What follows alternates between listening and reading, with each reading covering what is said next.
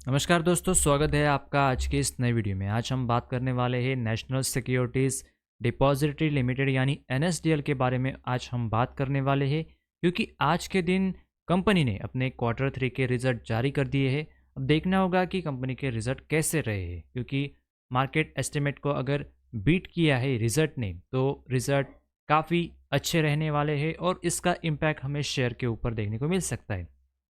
अगर हम आज के कारोबार की बात करेंगे तो शेयर लगभग 1011 के ऊपर क्लोज हुआ है। लगभग 2.65% तेजी के साथ शेयर क्लोज हुआ है। लगभग 26 पॉइंट ऊपर जाके क्लोज हुआ है।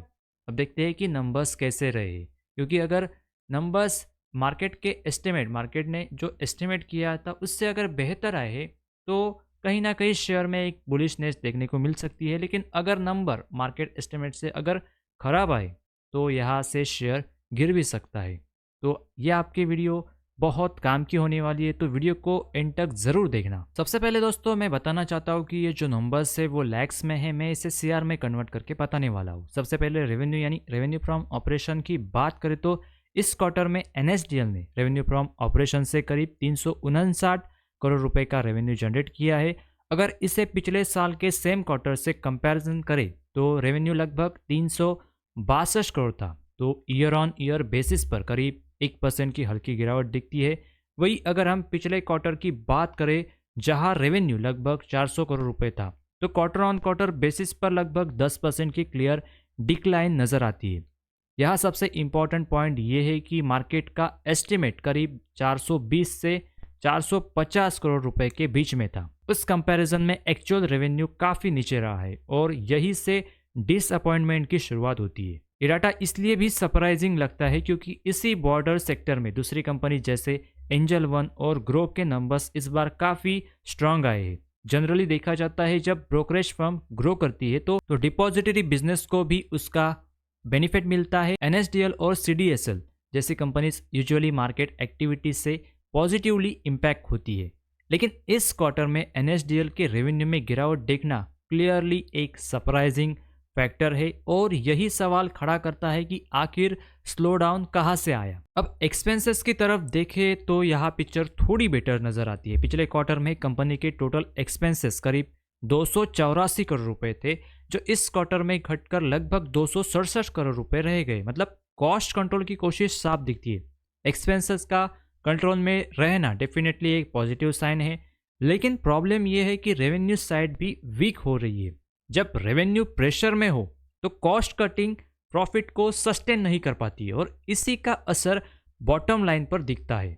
अब प्रॉफिट नंबर्स को थोड़ा ध्यान से समझना जरूरी है। इस क्वार्टर में एनएसडीएल ने करीब 79 करोड़ रुपए का प्रॉफिट रिपोर्ट किया है। ऑन पेपर देखें तो यह पिछले साल के 86 करोड़ रुपए के मुकाबले करीब 5% की ग्रोथ दिखाता है। लेकिन यहाँ एक इम्पॉर्टेंट कैच है जिसे इग्नोर नहीं किया जा सकता। ये ग्रोथ लार्जली ओदर इनकम की वजह से आई है। इस क्वार्टर में कंपनी की ओदर इनकम करीब 35 करोड़ रुपए की रही है, जबकि पिछले साल सेम पीरियड में लगभग 28 करोड़ रुपए थी। अगर इस 6-7 करोड़ रुपए को एक्स्ट्रा ओदर इनकम इफेक्ट को एडजस्ट करें तो कोर बिजनेस का profit year on year basis पर एक्चुअली वीक रहा है। क्वार्टर ऑन क्वार्टर पिक्चर तो और भी ज़्यादा वीक दिखती है। पिछले क्वार्टर में एनएसडीएल का प्रॉफिट करीब 110 करोड़ रुपए था, जो इस क्वार्टर में गिरकर 79 करोड़ रुपए पर आ गया है। यानी लगभग 19% की डिक्लाइन हमें देखने को मिलती है।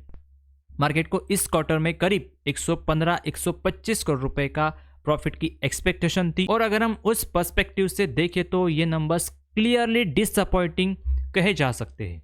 ऑपरेटिंग मार्जिन की बात करें तो इस क्वार्टर में मार्जिन लगभग 24 यानी 25 के आसपास रहा है, जबकि पिछले क्वार्टर में यही आंकड़ा करीब 27 का था। क्वार्टर ऑन क्वार्टर बेसिस पर मार्जिन कॉम्प्रेशन साफ नजर आता है। ईयर ऑन ईयर बेसिस पर ओदर इनकम के कारण मार्जिन में थोड़ी स्टेबिलिटी दिखती है, लेकिन ऑपरेशनल स्ट्रेंथ वैसी नजर नहीं आती जैसे मार्केट उम्मीद कर रही थी। अब अगर हम ईपीएस यानी अर्निंग पर शेयर की बात करेंगे तो ईपीएस भी इसी ट्रेंड को रिफ्लेक्ट करता है। पिछले क्वार्टर में ईपीएस करीब 5 रुपये 52 पैसे था, जो इस क्वार्टर में घटकर लगभग 4 रुपये 48 पैसे पर आ गया है। एक इंटरेस्टिंग कंपैरिजन यहाँ सीडीएसएल के साथ भी बनता है।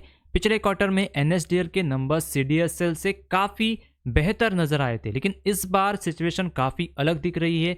अब मार्केट की नज़रें पूरी तरह सैटरडे को होने वाले सीडीएसएल के रिजल्ट पर होगी, क्योंकि एनएसडीएल की इस कमजोरी का इम्पैक्ट पूरे डिपॉजिटरी सेक्टर के सेंटिमेंट पर पड़ सकता है।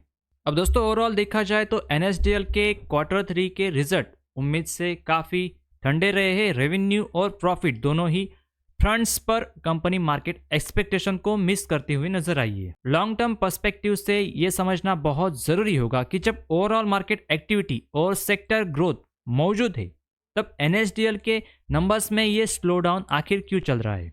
शॉर्ट टर्म में मार्केट में अब देखना होगा कि इन रिजल्ट को मार्केट कैसे रिएक्ट करता है। तो दोस्तों ये थी आज की एनएसडीएल क्वार्टर 3 की रिजल्ट की अपडेट। आई होप आपको ये वीडियो कुछ इन्फॉर्मेटिव वैल्यूएबल लगा, तो चैनल को सब्सक्राइब, वीडियो को लाइक और अपने दोस्तों के साथ शेयर करें ताकि यह जानकारी ज़्यादा से ज़्यादा लोगों तक पहुंच सके। तो मिलते हैं किसी नेक्स्ट अपडेट के साथ, तब तक के लिए धन्यवाद।